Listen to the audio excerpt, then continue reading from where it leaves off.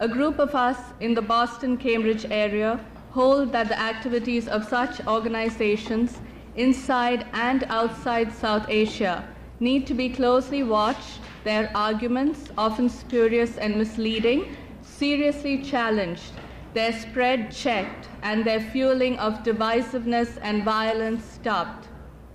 We firmly believe that communal violence is not rooted in historic hostilities between communities, but that it is fostered and manipulated by vested interests that profit from such divisive tactics. It is convenient for these vested interests to portray such violence as inevitable or beyond control, but evidence shows that timely and impartial government action can successfully prevent or control such violence. As such, we hold the state accountable for failing to safeguard the basic rights of citizens. This fall is the 10th anniversary of the massacres of Sikhs in Delhi in the aftermath of Indira Gandhi's assassination. Between 3,000 and 4,000 Sikhs were killed, mostly men and boys. We strongly condemn the fact that even after 10 years, those most guilty for that systematic pre-planned slaughter are yet to be brought to justice. In Bangladesh and Pakistan, we see forces promoting religious and ethnic bigotry, making strong gains in the body politic. The targeting of Taslima Nasreen by both the fundamentalists and the state was one that received much publicity. But for every Taslima Nasreen, thousands of women and men have suffered extrajudicial punishments meted out by provincial religious councils. In Pakistan, persecution of minorities continues with impunity, and Sri Lanka has suffered a bloody civil war based on ethnicity. The ongoing tragedy of Kashmir is yet another example. We believe that the ideal of secularism is not a choice, but a necessity for the diverse societies of South Asia.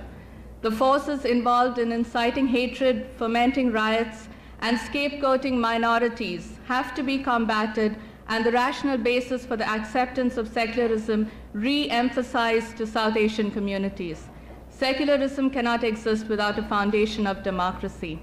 We believe that democracy is more than the ritual casting of votes. Rather, it is the guaranteeing of equal rights and privileges for all citizens, which precludes the persecution of any group on the basis of religion, ethnicity, language, caste, or gender. Since our inception, the Alliance has organized lectures, panel discussions, and screening of documentaries, and hosted cultural events and exhibitions on social, cultural, economic, and political issues in South Asia. We meet every week. A sign-up sheet is being passed around, and I invite you to join us. The subject of today's talks is on economic liberalization and the prospects for democracy in South Asia. We are honored to have with us this evening Professors Mohan Rao and Noam Chomsky. Mohan Rao is Professor of Economics at the University of Massachusetts. He has previously taught at Boston University and Harvard University, and worked with the Food and Agriculture Organization in Rome. His research and interests focus on problems in economic development, including agrarian institutions, governmental policies on agriculture, industrial labor, and financial liberalization. He is currently working on the economic dimensions of India's environmental problems and on the dynamics of its underground economy. Noam Chomsky is well known to almost everyone in this room, so I will just say that he is professor of linguistics at MIT, a longtime incisive critic of undemocratic institutions, and an important ally in struggles against authoritarian regimes and achieving conditions for human dignity. And now to our first speaker, Professor Mohan Rao.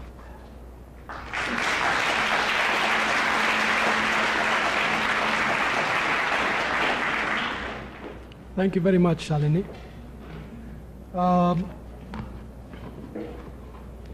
Let me start by thanking the organizers of this evening's deliberations for inviting me to participate.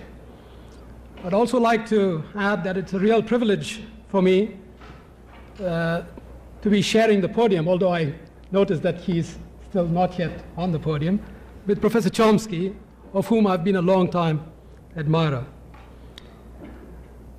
Economic liberalization and prospects for democracy is obviously a very large agenda in the current context of South Asia. I will confine most of my talk to India because that's a country on which I work and have some knowledge of. The 80s have seen momentous political changes in India. And the past 3 years have also seen a very major attempt to shift economic policy. And all I can hope in the space of the time that I have is to nibble at some aspects of both of these problems. By way of guiding you through my talk, I thought it might be useful to lay out an outline to let you know the ground that I will be covering this evening. I find it necessary to start with an overview of the 1980s economic growth process, because I think that's where many of the problems originated. And I shall try to lay out my arguments as to how the crisis, the economic crisis, arose in 1991. Following this, I will try to give you my own reasoning as to the source, the impetus for the economic reforms that have been undertaken not only after 1991, but also through the 1980s. Following this, I'll give you a few propositions concerning the political contestations that have taken place in the 80s and early 90s. Then I will give you a rather necessary but perhaps boring listing of the main actions taken by the government in the past 3 years concerning the economy and their impact to date. And I'll conclude with a few words about the prospects for growth, distribution, and of course democracy. Growth in the 80s. Well, most of you, I'm sure, are aware that the 1980s were the lost decade of development in most third world countries, but not so in India. On the contrary, in India you saw an acceleration of growth from 3.1% in the preceding 15 years to 5.6%. The slow growth of the preceding period is largely to be blamed on the agricultural crisis of the mid-60s, and following that, the severe foreign exchange constraints that India faced. And these two problems together caused a considerable slowdown of public investment in India, which until then had led the economy. By the late 70s, the government had managed to build up reasonable stocks of both food and foreign exchange, and I don't want to go into how this came about. But these stocks of food and foreign exchange gave the government confidence to push harder on the public investment accelerator. And what you got through much of the 80s was, once again, public investment leading the economy, giving ample stimulus to private investment, and therefore a growth acceleration. Added to this was the fact that throughout the 80s, the government had generalized policies and expenditures to create employment, particularly in rural areas. However, what's distinctive about the growth process of the 80s is that to a considerable extent, it was led by the demand for consumer durables. And the demand for consumer durables in India mostly came from the top 1 or 2 deciles of the income distribution, about 10 or 20% of the population, which in Indian parlance is often called the middle class. Curiously enough, I've never understood the concept of middle class either in the United States or in India. Now, there is in fact some direct information about what this growth did for income distribution. But I'm afraid most of this direct information is highly unreliable. What it says, what it shows, is that the top 10% and the bottom 10% gained in terms of income shares, But there are other indicators which I believe to be more reliable, which strongly suggest worsening inequality. I'll mention just a few of those. Across the vast regions of India, there has been a pronounced increase in economic inequalities. The rural to urban income ratio fell significantly through the 80s.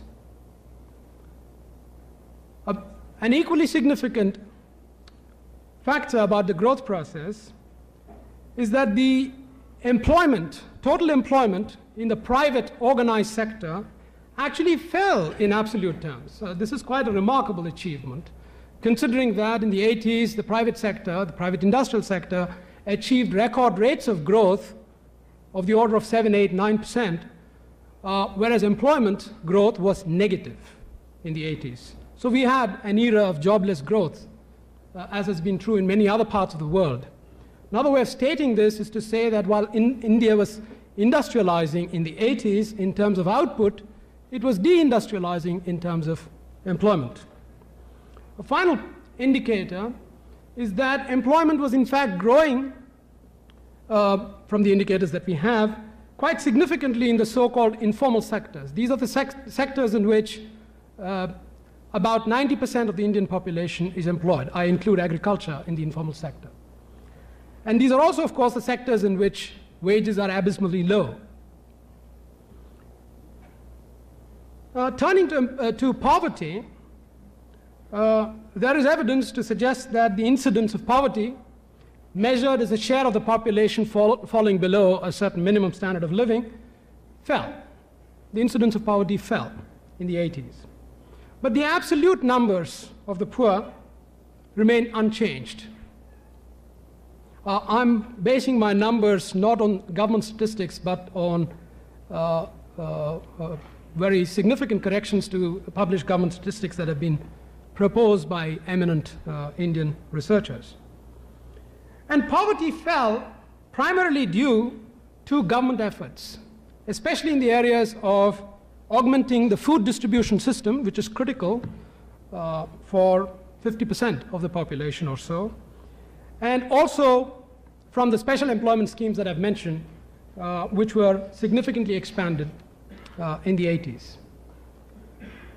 So those are the, that's a thumbnail sketch of the main tendencies of the economy in the 1980s. But this was not growth that was secured easily or costlessly. In fact, even by 1987, a group of concerned economists had published their views that there were serious dark clouds attached to the silver lining of accelerated growth. India appeared to be heading the way of many other third world countries by this time, only about 8 or 10 years later. Trouble was brewing on both the internal and external fronts. And I want to take a few minutes to talk about these troubles. First, the external front. The external debt absolutely ballooned from something like $21 billion at the beginning of the decade to $70 billion at the time of the crisis. The debt-export ratio doubled, and the debt service to export ratio tripled. Exports were growing all the time, but imports grew considerably more rapidly. And throughout this period, the export deficit was being financed by increasing resort to short-term credit. Hot money, including hot money from non-resident Indians, became an important crutch to support the balance of payments. And a lot of this money was being secured increasingly on harder and harder commercial terms. Finally, the Gulf War added between $1 and $2 billion to India's external liabilities. This was patently unsustainable, and the momentum was bound to be cut off sooner or later. I should like to note two factors which were particularly strong behind the growth of external debt. The growth of national income itself was bound to add to imports, so that's one factor, the obvious one. But the other, less obvious one, is the fact that import intensity was increasing.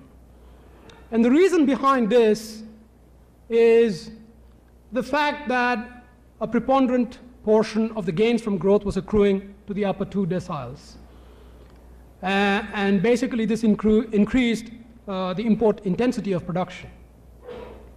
The other factor had to do with a gradual process of liberalizing imports and other aspects of government regulation.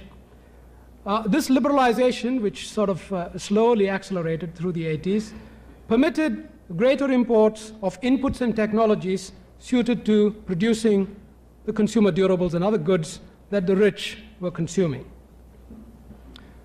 On the internal front, the danger signs were equally apparent on the government front, on the government financial front. There were many pressures on government to increase expenditures. I'll mention just a few of them. Defense expenditures. The Pay Commission Award, which hit particularly hard state as well as central governments in 2 installments through the 80s. The spiraling of subsidies, which arose out of the virtual freezing of prices of fertilizers, food, and electricity. And finally, of course, also the growing expenditures on the so-called anti-poverty and employment programs. Government's response in the face of these growing deficits was to borrow at home and to borrow abroad. One inevitable consequence of this was an increasing monetization of the debt, that is, increasing printing of money, which of course added to actual and potential inflationary pressures. In addition, this served to raise interest costs, and there was a genuine fear of the debt trap, which, as I've already mentioned, responsible economists had been warning the government about from at least 1987. This side of the picture was also headed for a dead end. If you could see it, you would have done something about it.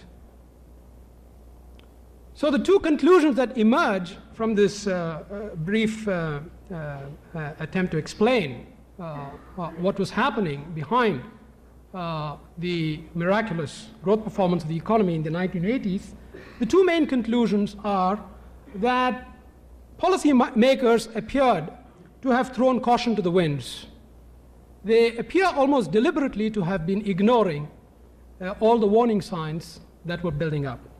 The other major conclusion to draw, of course, is that growth in the 80s was simply borrowed growth.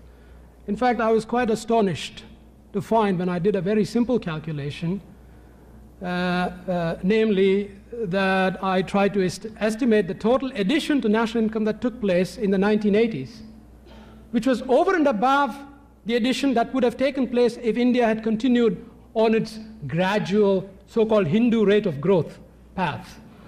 And I found that this addition to national income is matched to the last $1 billion, right? To the last $1 billion is matched by the increase in debt.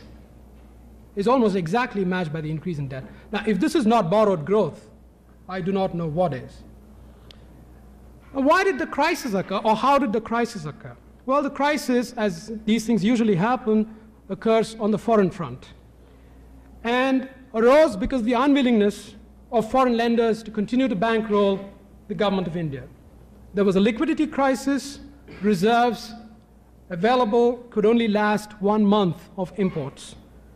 There was a lowered credit rating by the international credit rating agencies, and there was a run on non-resident Indian deposits.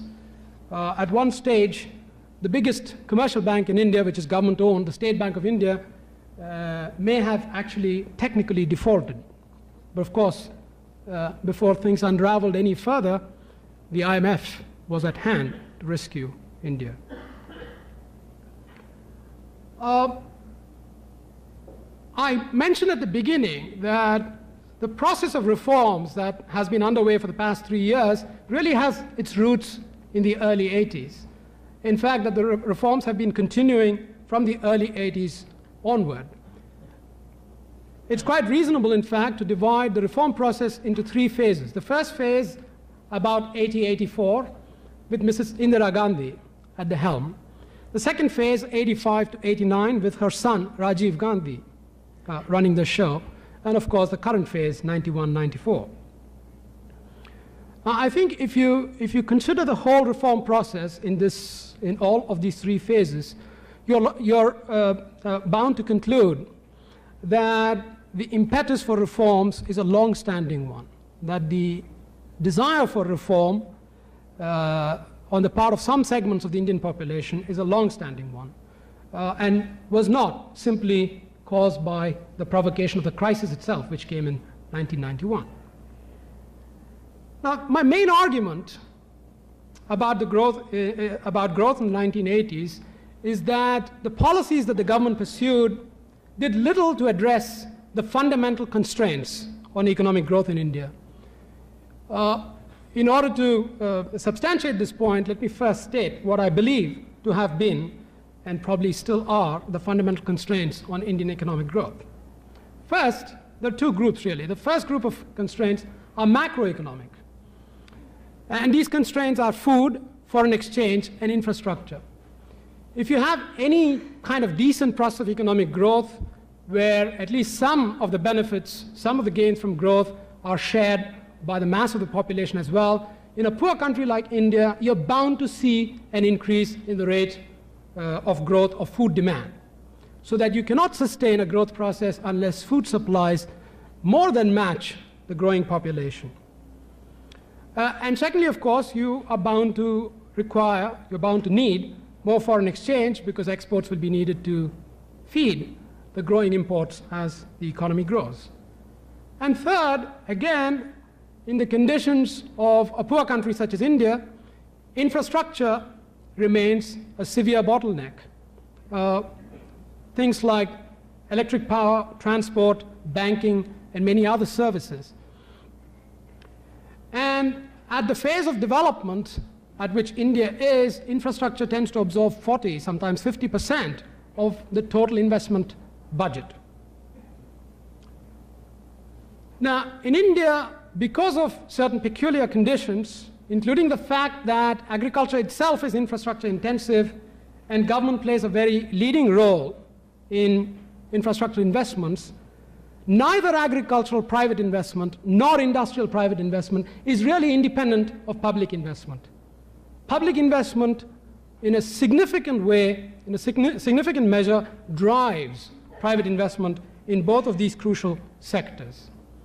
And as long as the problems of public investment are not resolved, it seems to me these macroeconomic constraints are bound to persist. The second group of constraints are microeconomic, enterprise-level constraints. And here the problem has been, of course, slow productivity growth, slow learning, and persistent technological dependence. In India, it's clear that neither the public sector nor private industry has really achieved international cost competitiveness. In the public sector, the problem has been a persistent lack of autonomy or accountability. It is impossible, it seems to me, in Indian conditions, for public sector enterprise managers to really run their operations without continuous political intervention. In fact, technology dependence and a rising import protection ratio were only symptoms of these underlying problems rather than themselves the problems. To get back to my main line of the argument, the growth in the 80s did not really address these basic constraints and therefore did not signal a breakthrough or a takeoff into self-sustained growth.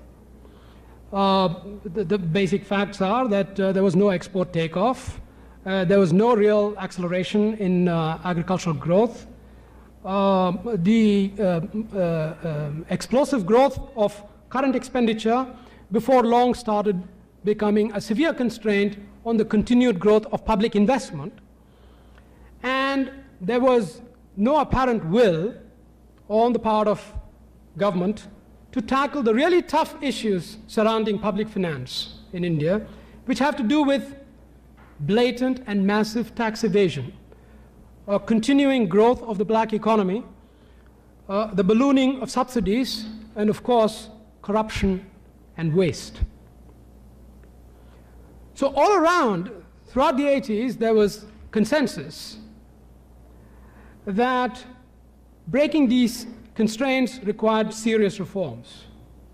But there was no consensus on the direction that reforms ought to take. However, the coterie of elite bureaucrats that really acquired an increasing influence on policy making, economic policy making throughout the 80s, had come to the opinion, and this opinion is open knowledge, it's available in the form of numerous government commission reports and so on, had come to the conclusion that the basic thing that was required was to break the microeconomic constraint, and this could be done through major surgery on the system of industrial controls, that is, regulations by the government of private industry.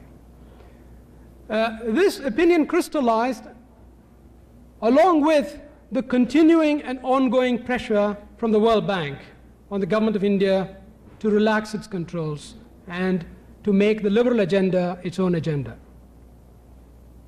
But there's another very important consideration here, which is, in a sense, a new factor.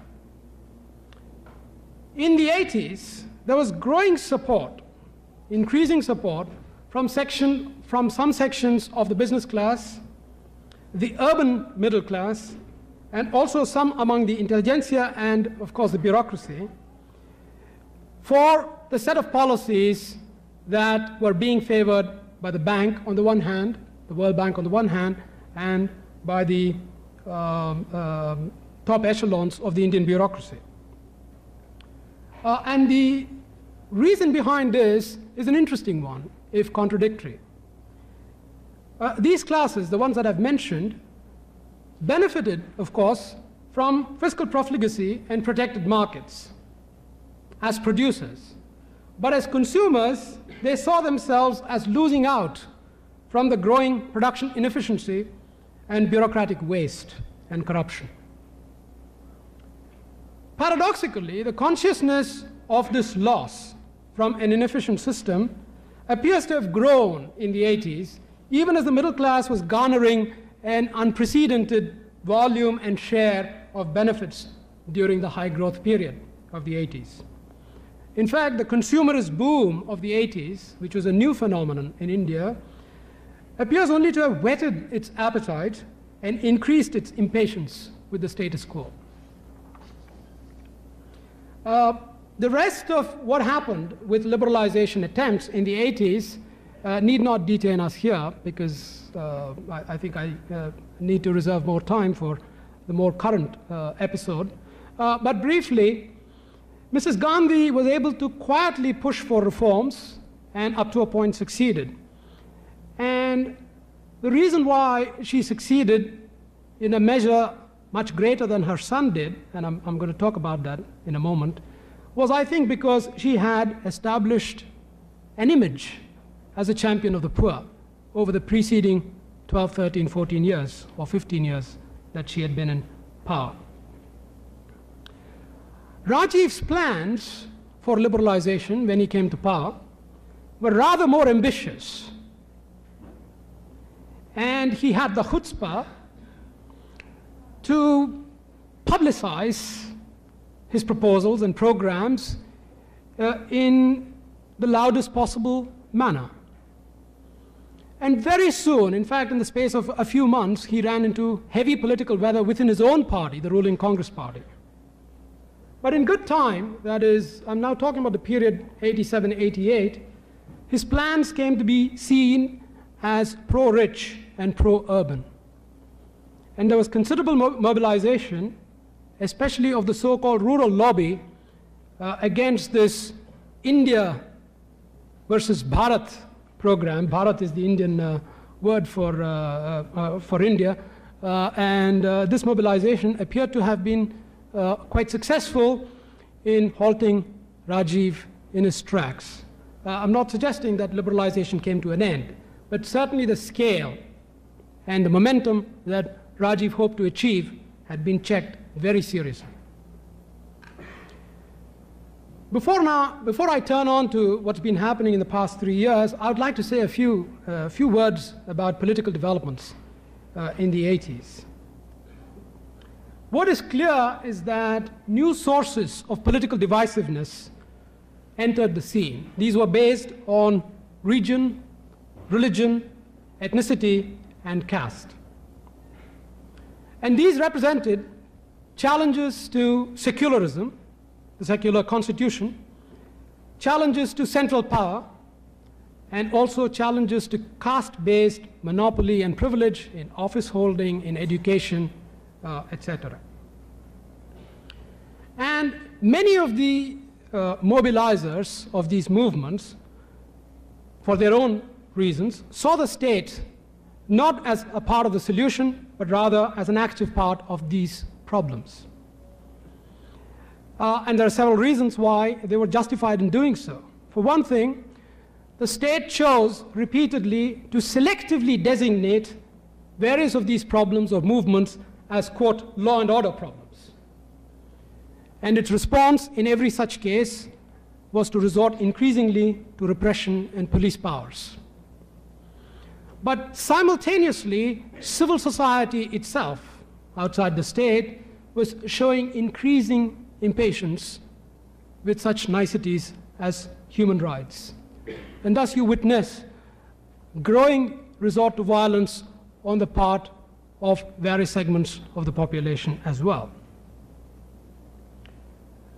It's interesting that in the face of this seemingly growing set of problems of divisiveness, the middle class was faced with a kind of paradox.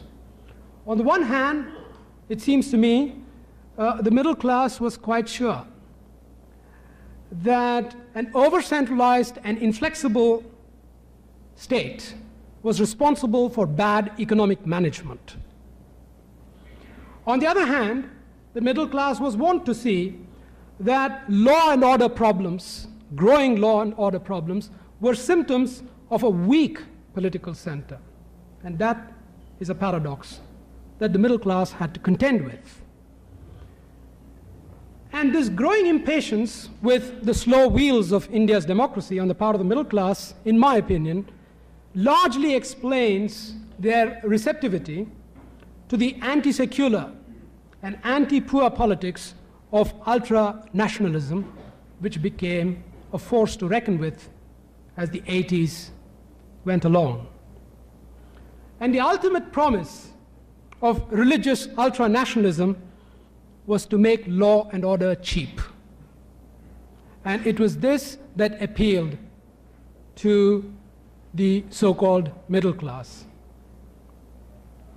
In fact, it has become fashionable in India, on the part of various segments of the intelligentsia, to account for the growth of communal and caste conflicts as a so-called politics of identity. But even here, the intelligentsia and the middle class appears to indulge in strange doublespeak. On the one hand, caste politics, which clearly, at least in some respects, signals the new mobilization of the underprivileged in Indian society, this kind of caste politics is condemned as backward-looking, reactionary, and counterproductive. On the other hand, the Hindu revivalism and ultra-nationalism, which, again, as I see it, is mobilization against the poor, is categorized as a byproduct of godless modernization. And the intelligentsia has been more than happy, segments of it have been more than happy to rationalize this doublespeak. I will quote the eminent Indian sociologist T.N. Madan by way of an example. He says, in the prevailing circumstances, secularism in South Asia as a generally shared credo of life is impossible. As a basis for state action, impracticable.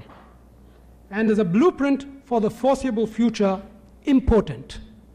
And this statement is made fully 40 years after India had been practicing secularism. Impossible, impracticable, impotent. To be sure, the underclasses in India are scarcely organized with a single-mindedness of purpose. But the political struggles in the name of identity are strongly correlated with class interests. There's a good bit of evidence one could cite on this count. Let me cite just the results based on surveys in several districts of India's largest state, Uttar Pradesh, by the Dutch sociologist G.K. Leijten. I have sort of paraphrased his main conclusions, and let me read it out to you.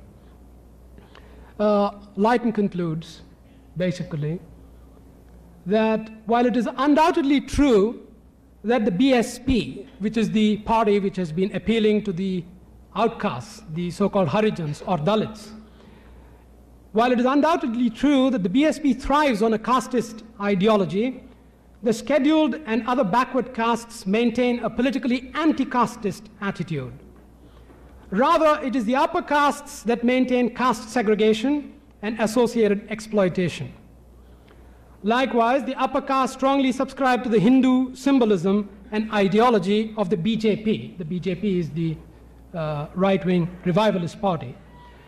The scheduled castes and the other backward castes instead maintain an ecumenical attitude. The fundamentalist frenzy of a couple of years ago, which destroyed the Babri Masjid in Ayodhya, has served to mobilize the lower classes and castes and expose the upper class caste interest of the Hindu mobilization. It seems to me, in other words, that while it would be very difficult to make direct and clear-cut connections between the political turmoil of the 1980s and the economic goings-on in that period, connections there are to be made, connections that have been mostly lost upon much of the Indian intelligentsia. I want to reconnect with my thread of arguments on the economy. In 91, of course, India came upon the crisis.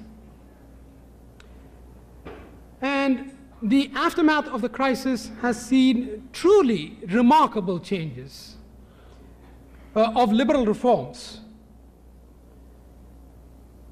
It's obvious that the crisis obliged the government to go to the IMF. The cost of not going to the IMF is almost unmentionable. And its conditionalities were hardly a surprise either. Devaluation, tariff reforms, deficit reduction, privatization, etc. However, it's important to underline that India embarked upon these reforms from a position of considerable weakness, much like many other third world countries have done in the past dozen or so years. And this is to be contrasted with the case of China, which embarked upon many similar sorts of liberalization moves, starting in about the early 80s, but from a position of considerable strength. Now, if my previous arguments are taken as valid, I think that the reform program must be seen as the joint product of IMF bank pressures on the one hand and ruling class receptivity on the other hand.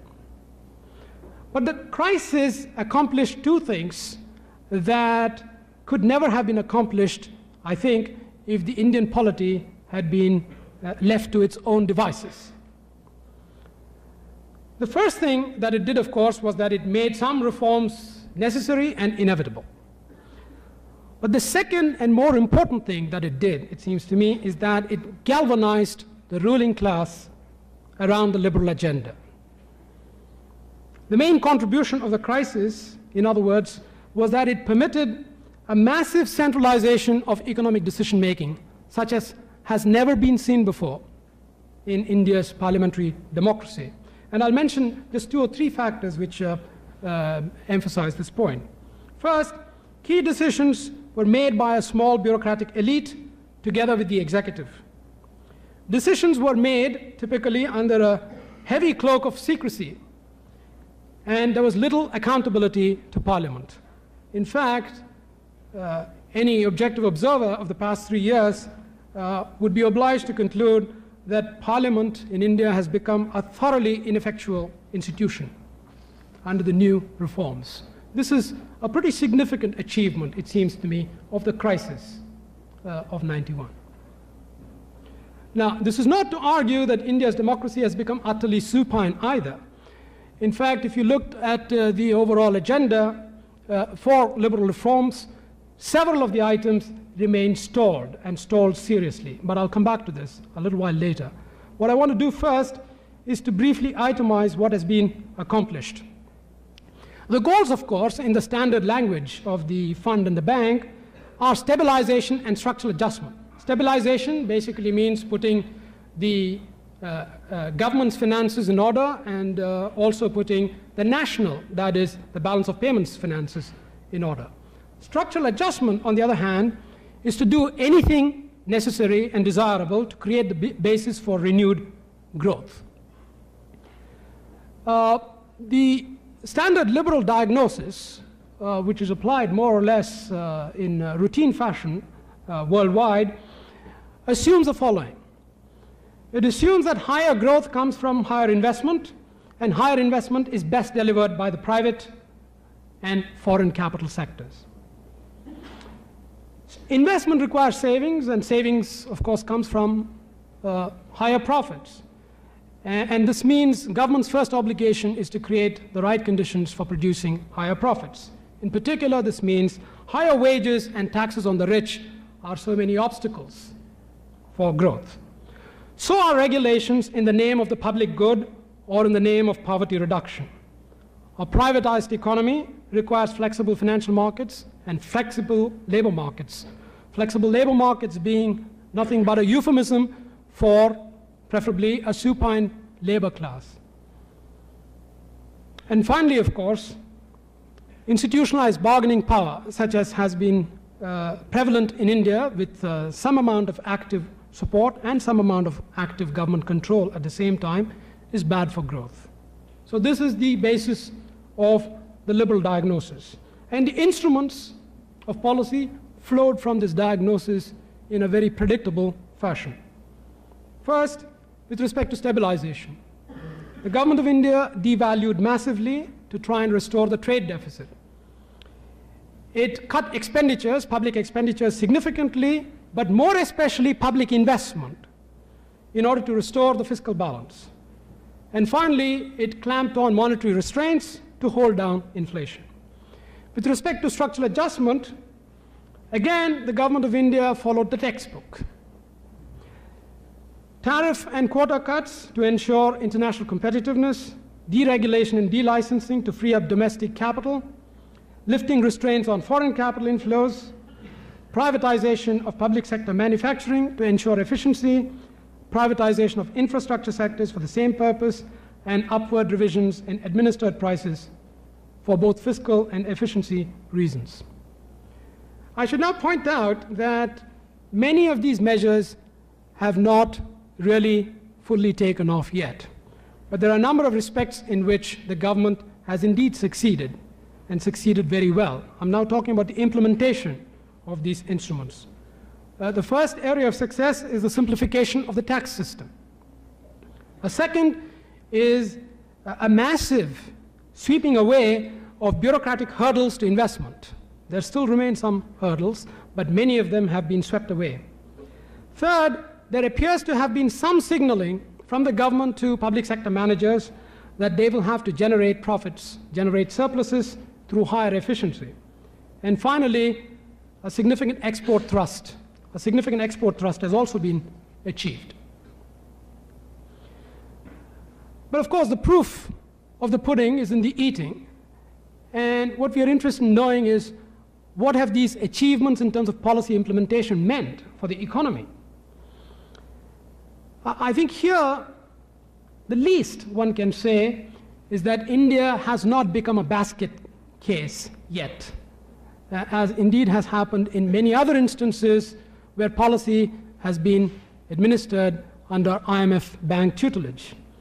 For example, India has not suffered negative rates of growth in the past 3 years, nor has the inflation rate galloped away. Up and down, yes, but it hasn't galloped away. And if you look behind these two basic observations, you would conclude that the primary reason why the worst hasn't happened to India is because of the basic insularity of the Indian economy. The Indian economy, even after the reform, has continued to remain a fairly closed economy in comparison to most other world economies. This would be a purely sort of negative statement on the success. But there are no positive statements to be made. Because even after 3 years, the targets that the government itself set are nowhere near fulfillment. Whether you take fiscal deficit or investment growth or GDP growth or inflation, the government has persistently fallen short of the targets set. And the most important instance here is the case of the fiscal deficit. In the last budget, presented in March 94, the government effectively conceded defeat on the fiscal deficit, which the bank, the fund, and the government of India itself have always insisted is the litmus test of the success of the stabilization program. So, by its own standard, the government appears to have failed, at least in this regard, to stabilize the economy. And indeed, there is a very strange problem that has appeared on the Indian scene. India today has $18 billion worth of accumulated foreign exchange reserves. And the Reserve Bank of India, the central bank of the country, has no knowledge how to tackle this problem. Now, you would think for a country which went nearly bankrupt on the foreign exchange front, having $18 billion in the bank would be a blessing. It isn't so. The reason is, one way to tackle the foreign exchange surplus would simply be to allow the Indian rupee to appreciate. But if the Indian rupee were allowed to appreciate today in proportion to the amount of accumulated reserves, and mind you, this is the right thing to do for somebody who believes in the market, in the free market. If the Indian rupee were allowed to appreciate, then of course, India may suffer a very severe case of deindustrialization post-haste. So there is an enormous risk involved in taking that course of action. There are many other indicators that I could mention to underline again my main point, that there are no positive signs of achievement under the liberalization program. The most important here is that industrial growth has averaged only 0.5%, in fact less than 0.5% over the past 3 years. So much of the success, quote success, in terms of not suffering severe declines in GNP can be accounted for by an extraordinary string of very good monsoons over the past 5 or 6 years that India has been lucky to experience. I want to take a few minutes to critique the economic reforms.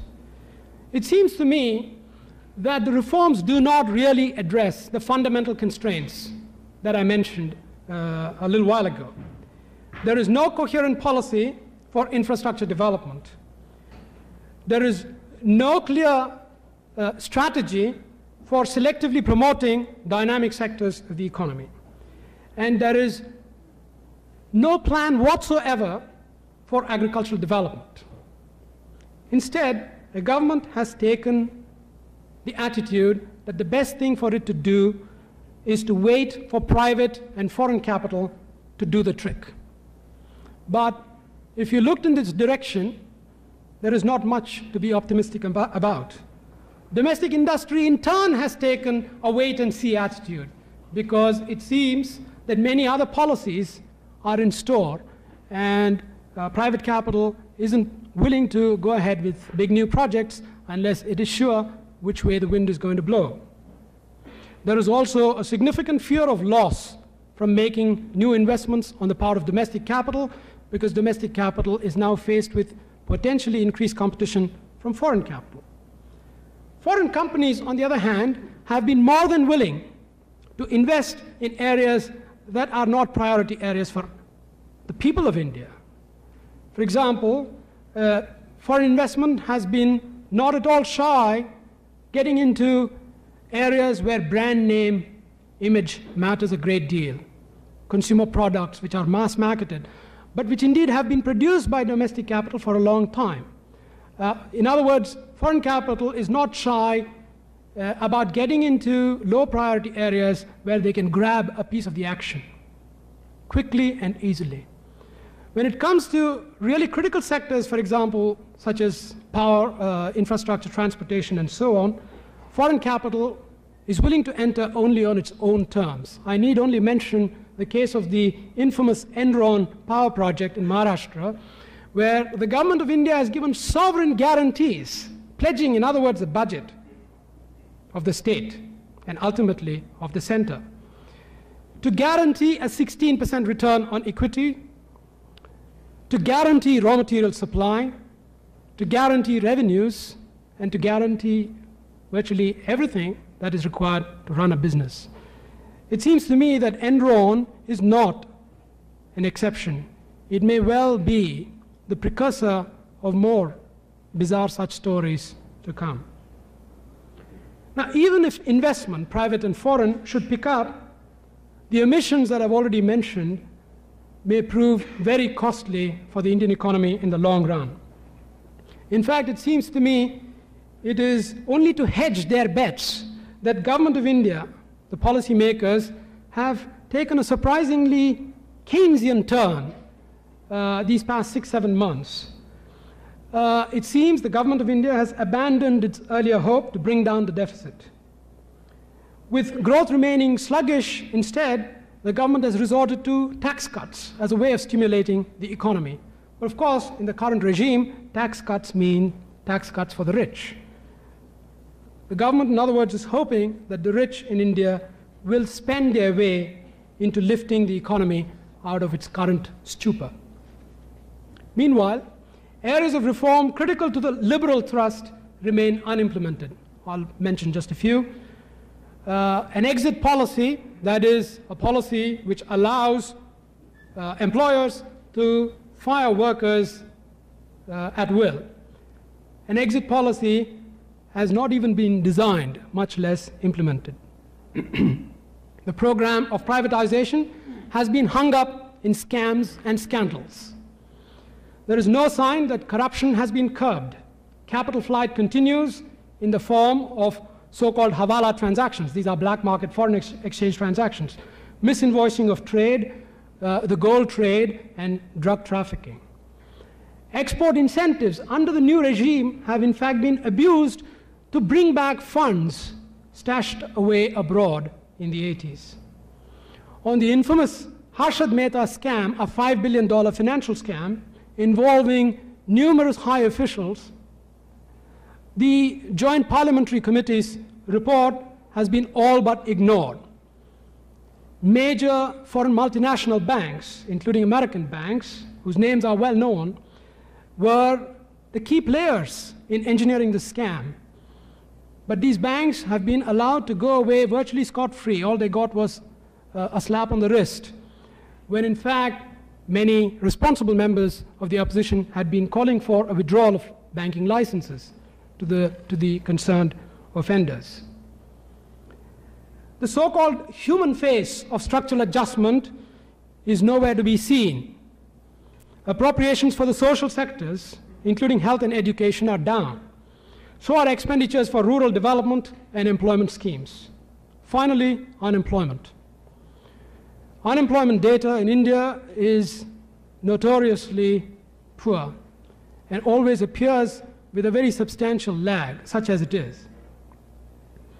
But a survey by the Economic and Political Weekly of Bombay shows that employment in the sample surveyed declined very sharply in large firms between 1990 and 1993, hence continuing the trend of deindustrialization in terms of organized sector employment that I mentioned earlier. Already at the beginning of 1990, there was a backlog of 35 million unemployed. This is not counting the very large fraction of the labor force that is underemployed, working on part-time jobs, seasonal jobs for a few hours a day or what have you. The backlog of 35 million unemployed is expected to more than double by the year 2000. That's roughly 70 million workers. 70 million workers, that's more than the population of the large West European countries, let alone their labor forces. Let me therefore end up a few conclusions. There have undoubtedly been some gains from the reform, particularly in terms of scaling down the license, permit, control, bureaucratic system. But I think it's more than doubtful that the reforms have laid the groundwork for a new era of growth. Even if growth should materialize, economic stability may once again become an issue. Perhaps more important, even if stable growth becomes a reality, it is doubtful that the new regime will be able to tackle the fundamental economic problems of the masses and the marginalized, of unemployment, poverty, illiteracy, poor health, and unmet basic needs.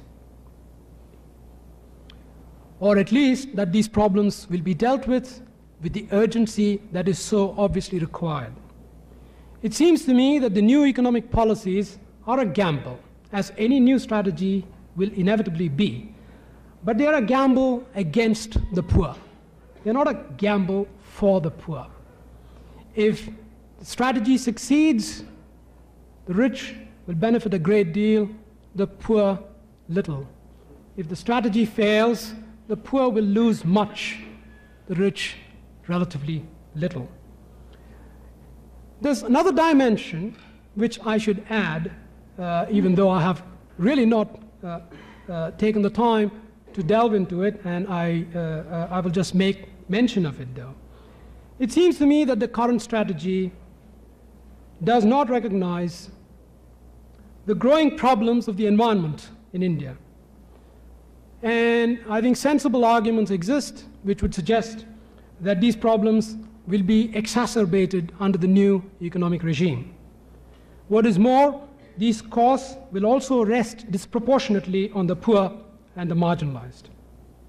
Given this economic scenario, I don't see much reason to expect that India's ailing democracy will see any improvement. On the contrary, it would be sensible to expect the growth of reactionary ideology and of state repression to continue.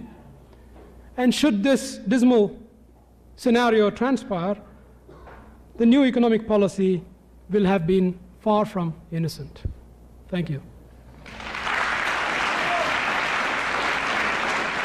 Noam Chomsky is well known to almost everyone in this room, so I will just say that he is professor of linguistics at MIT, a long-time incisive critic of undemocratic institutions, and an important ally in struggles against authoritarian regimes and achieving conditions for human dignity.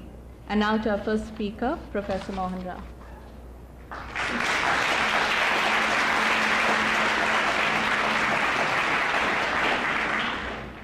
Thank you very much, Shalini. Let me start by thanking the organizers of this evening's deliberations for inviting me to participate. I'd also like to add that it's a real privilege for me to be sharing the podium, although I noticed that he's still not yet on the podium, with Professor Chomsky, of whom I've been a long-time admirer. Economic liberalization and prospects for democracy is obviously a very large agenda in the current context of South Asia. I will confine most of my talk to India because that's a country on which I work and have some knowledge of. The 80s have seen momentous political changes in India, and the past 3 years have also seen a very major attempt to shift economic policy. And all I can hope in the space of the time that I have is to nibble at some aspects of both of these problems. By way of guiding you through my talk, I thought it might be.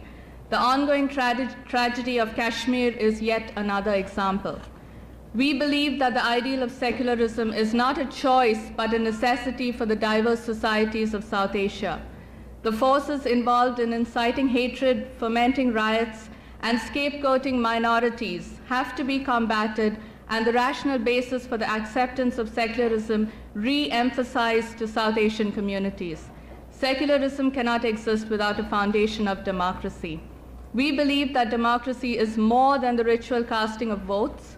Rather, it is the guaranteeing of equal rights and privileges for all citizens, which precludes the persecution of any group on the basis of religion, ethnicity, language, caste, or gender.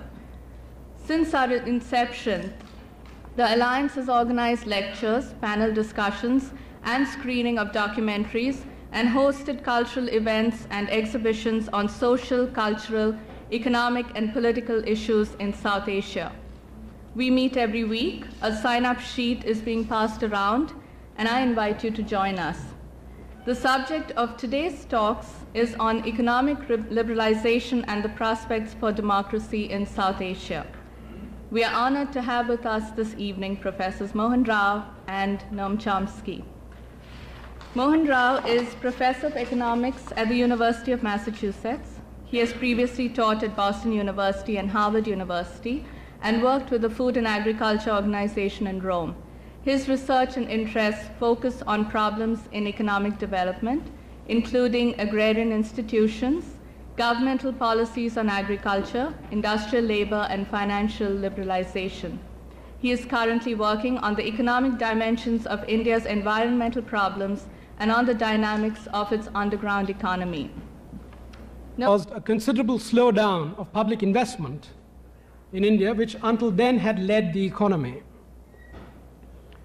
By the late 70s, the government had managed to build up reasonable stocks of both food and foreign exchange, and I don't want to go into how this came about.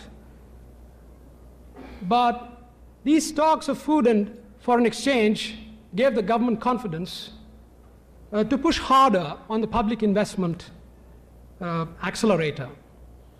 And what you got through much of the 80s was, once again, public investment leading the economy, giving ample stimulus to private investment, and therefore a growth acceleration.